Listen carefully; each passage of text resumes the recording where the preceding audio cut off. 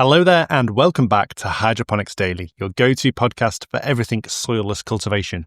I'm your host, Dr. Russell Sharp, and as I said, one of my aims of this podcast, doing it daily for the whole of 2025, is to get a listener in as many countries as possible and all the states of America and Canada and Australia and counties of the UK and things like this. So in the US, I haven't got any listeners yet in North Dakota or West Virginia. They're the two holdout states. And today's episode is going to be about North Dakota and why everyone in North Dakota should be listening to this podcast. So we're going to talk about two hydroponic setups there. It's obviously very, very far north in the USA. And unlike the UK, where we get the Gulf Stream keeping us nice and mild in the winter, we get snow, but it gets cold, but it doesn't get anywhere as cold as that. In the center of the USA, north of the USA, it gets really cold, and basically half the year is a very, very cold winter. And so that means that over 90% of the fresh produce is imported in from places like California, southern Texas, and Florida. Now, obviously, this is not great from a sustainability perspective, and it's not great from a price perspective. So people in North Dakota who potentially will have a lower income than per person than Texas and California and Florida, but don't quote me on that because I don't know the figures. They'll be paying more for their fresh produce, which they need to keep them healthy. And so a number of organizations have been set up to address this, some in private individuals and some working with universities. And I'll just go through one of them. One of them is Larry Schumacher, and he seems like a really nice guy. Got a big white mustache and long white hair and a camo hat. And he is in, I think, whereabouts in I think he's in Bismarck, right in the center of North Dakota, not near any large cities. But he's set up a hydroponic grow on a old pig farm, and he set it up a while back. He's been going a long time. So he set up mainly growing lettuce, but he does grow other things like pak choy and things like this. But obviously he has to cater for the local demands, culinary demands. I'd imagine they're probably not going to be looking for anything particularly fancy. It's going to be lettuce and other things like garnishes, things like this. So he set it up, and he installed 107 lights, and it's a fairly big setup, but his energy bills were really high. So he got a grant to change over to LEDs.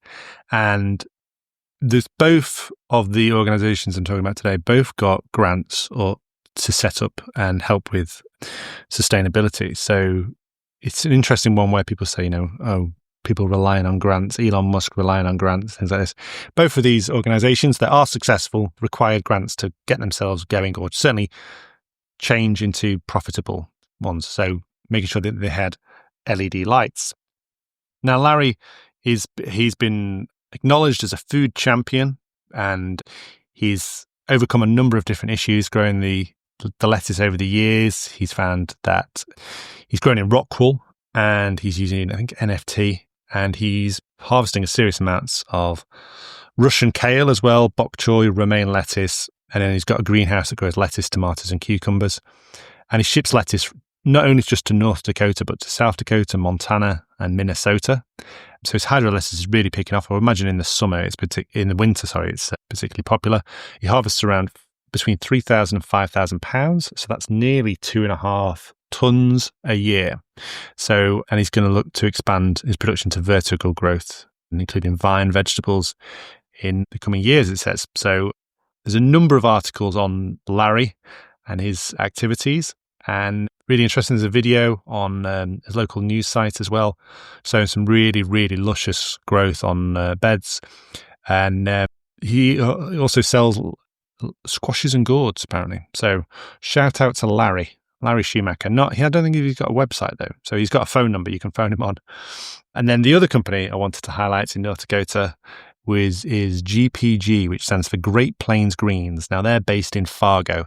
Fargo is obviously the name of the film and the TV series set in North Dakota, and with their distinctive accents and dark plots and things like this. But it's on the edge of North Dakota, near to Minnesota, I think. the Fargo Moorhead metro area. And this is a couple of graduates from North Dakota State University who set up a hydroponic facility. And it seems that North Dakota State University is the leader in hydroponics in that area, and they've helped out Larry as well. Larry shouts out them and says, they help with working out his water levels were far too high in chlorine. A lot of those northern states in the centre of the USA do really have really poor water quality, and so he set up a reverse osmosis system thanks to the guys at North Dakota State University. And the same for the guys at, what was it? It's Great Plains Greens. So Dylan Kalman and John Wiffles and Lee Fetch graduated from North Dakota State University and set it up.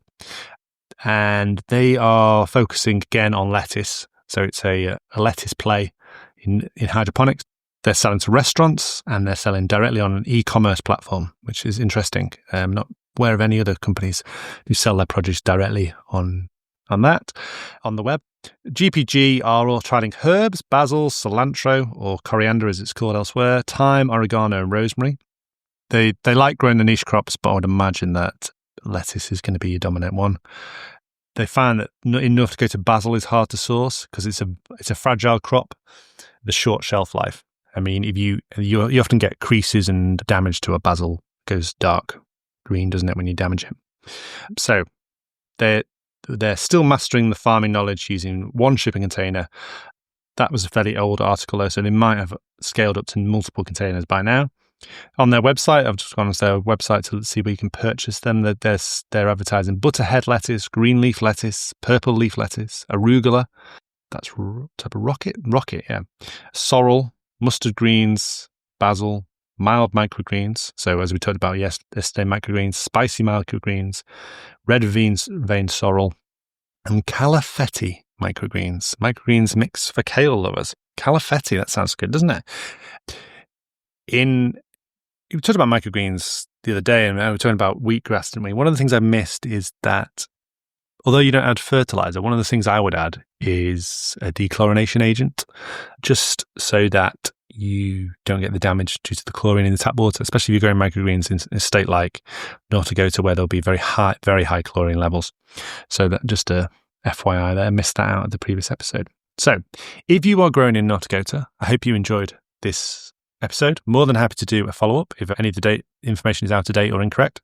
If you know somebody who's grown in North Dakota, anyone who lives in North Dakota, please share this episode with them, especially on Apple or Spotify, so I can get that listener. I only need one listener in North Dakota and I'll be happy. I'll have to do a follow-up episode in a couple of days' time about West Virginia and get those guys. I have no idea what happens in West Virginia. I just know that it's close to the East Coast, but not quite on the East Coast of America, is it? So if anybody wants to send me some links to some West Virginian hydroponic setups in the meantime, I'd be more than happy for that.